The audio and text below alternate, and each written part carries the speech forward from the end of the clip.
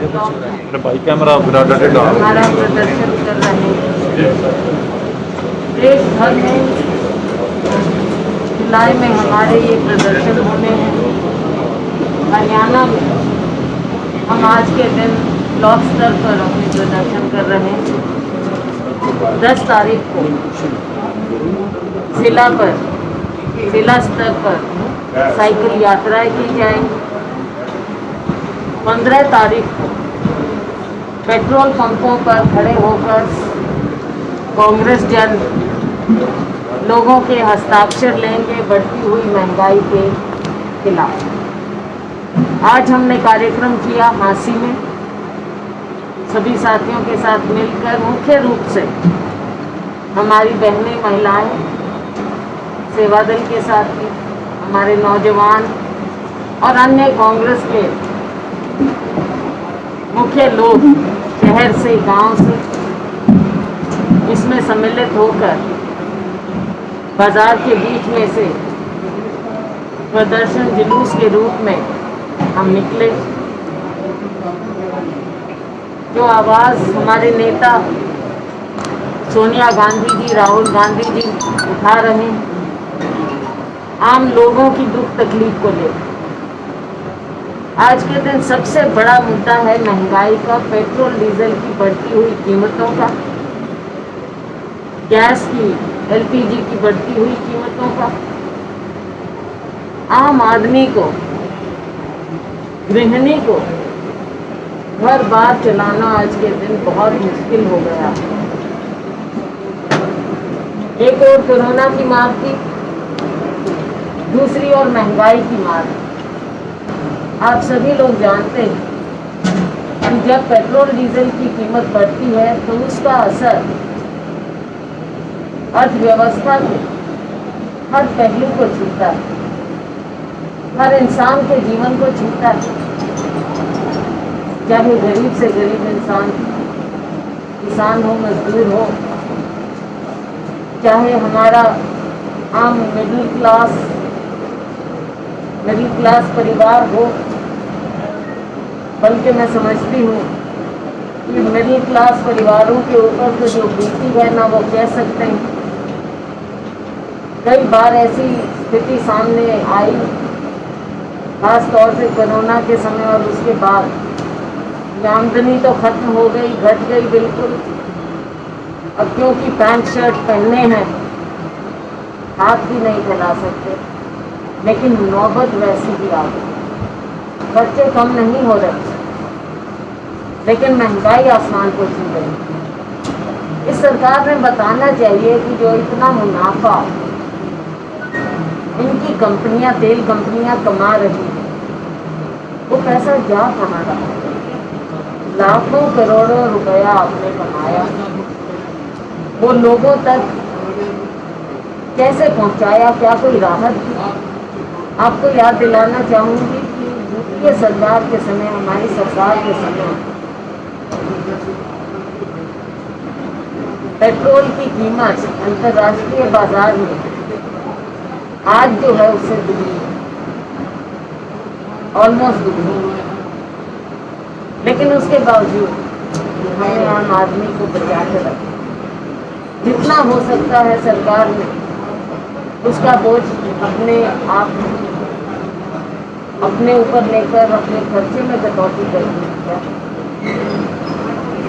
हम खाद्य सुरक्षा कानून लेकर आए ताकि गरीब आदमी को दिक्कत ना हो। लेकिन आज के दिन क्या, जो राशन कार्ड है जिन लोगों के पास, उनके राशन कार्ड से तेल गायब हो गया, तेल नहीं मिल सकता। तेल की कीमत इतनी ज़्यादा बढ़ती चली जाती है। अब किसी भी चीज़ को ले, महंगाई बढ़ रही है, आमदनी आगे बढ़ रही है। और अगर किसान की, मजदूर की बात कर रहे हैं, उन्होंने कहा था कि आमदनी दुगनी करेंगे। आज पेट्रोल डीजल के दाम, तो देश बरकत कैसे करें?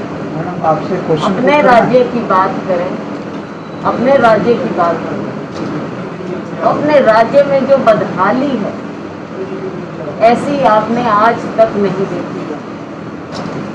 ऐसी बदहाली आप मुझे बता दीजिए, आपका इतना अनुभव है कि कभी ऐसा हुआ कि पूरी सरकार के सदस्य लोगों के बीच में ना जा सके, ऐसी स्थिति बन जाए कि लोग उनको कहीं आने ना दें। इतना रोष लोगों में, और वो रोष क्यों पैदा हुआ है?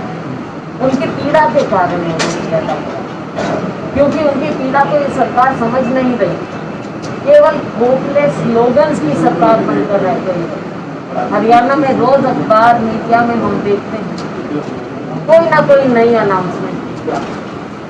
पिछली बातें क्या हुई, उनका क्या अंजाम हुआ, लोगों तक आप क्या पहुंचा पाए, इसका कोई ब्यौरा नहीं।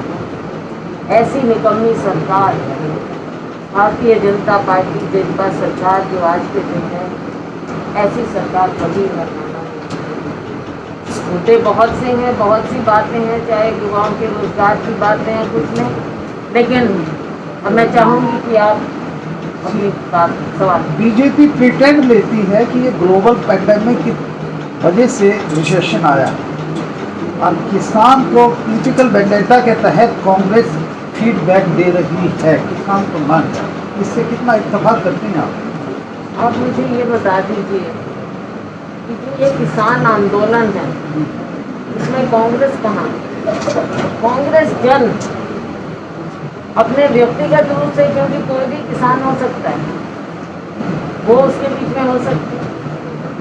कांग्रेस पार्टी क्योंकि इन तीनों कृषि कानूनों के खिलाफ है, राहुल जी ने पहले आवाज उठाई, किसानों का आंदोलन बाद में शुरू हुआ।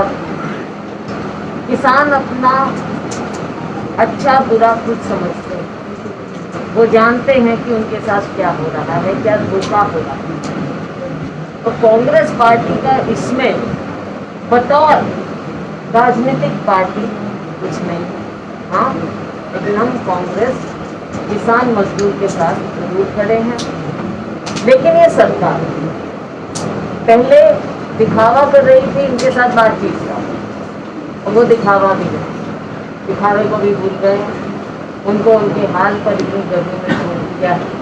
ये कैसी सरकार है जिस सरकार ने हर एक वर्ग सड़कों पर, चाहे कर्मचारी वर्ग, चाहे किसान है, मजदूर है, किसी को आप ले लो, युवाओं को, कोई भी आप ले लो, सभी लोग सड़कों पर हैं। सरकार की गलत। मैडम सारी बातें सही हैं, बावजूद इसके जो कांग्रेस जो है इसको बुना नहीं पा रही है। तो क्योंकि संगठन की जो बात है कहीं न कहीं मतभेद है, रोजाना तो बात आई है। पहली बात बुलाने की, इसमें राजनीति की बात नहीं है, लेकिन हम राजनीतिक पार्टी हैं और मुख्य विपक्षी दल हैं। ये हमारा कर्तव्य है कि हम इन सब बातों को उठाएं, और हम उठा रहे हैं। आपने देखा कि आज पहली बार प्रदर्शन नहीं हो, चाहे प्रदर्शन हो, चाहे हमें गवर्नर तक जाना पड़े, चाहे सदन में उठाना पड़े, जिले भर में हो, तो हम हर तरह से इन बातों को उठाते रहे। रही बात कांग्रेस पार्टी की, हमारे संगठन की, ये बात आपकी सही है कि संगठन हमारा होना चाहिए और काफ़ी समय से लंबित पड़ा है, लेकिन अब संगठन बनाना पूरी तरह से प्राथमिकता है और उसी के तहत आजकल बातचीत हो रही है। रिफ्ट की जहाँ तक आपने बात कही, बात रिफ्ट की नहीं होती, बात ये होती है कि किसी भी संगठन में सभी लोग अपनी अपनी बात रखते हैं और सबको अधिकार होता है, अब होना चाहिए। कांग्रेस पार्टी तानाशाह पार्टी नहीं है, यहाँ पर कोई भी अपनी बात रख सकता है और उसकी सुनवाई की जा रही है। सब लोग अपनी बात रखें, लेकिन अंत में जो फैसला होता है वो सबको मान्य होता है। आप अपने कांग्रेस को लेकर कांग्रेस के पास बंदूक तो है, लेकिन उसमें गोली नहीं है डालने के लिए। आज कुछ कांग्रेस ही नहीं आया, अब 10 है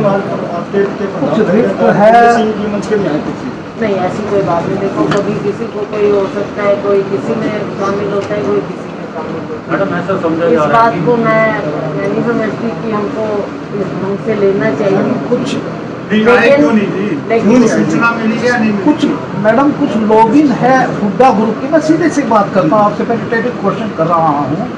19 MLA जो है वेणुगोपाल से मिले, विवेक बंसल जी से मिले, और आप अपनी कुर्सी को लेकर कितने आश्वस्त हैं, और वो पर्टिकुलर आप पे ही नजर गिरा है। इसमें कोई कुर्सी का सवाल नहीं है, कोई नहीं, ये फैसला होता है हमारी पार्टी हाईकमान का, और वो फैसला जो जब जिसको होता है, जिसके हक में या जो भी उनका नॉमिनेशन होता है, सबको मान्य होता है, सब कार्य करते हैं। बाकी चाहे MLA हैं या MLAs के अलावा भी पार्टी बहुत बड़ी है, सबको अपनी अपनी बात रखने का मौका मिलता है और सब रखते हैं, उसमें कोई मैं इतनी विशेष बात नहीं समझती, सब अपनी बात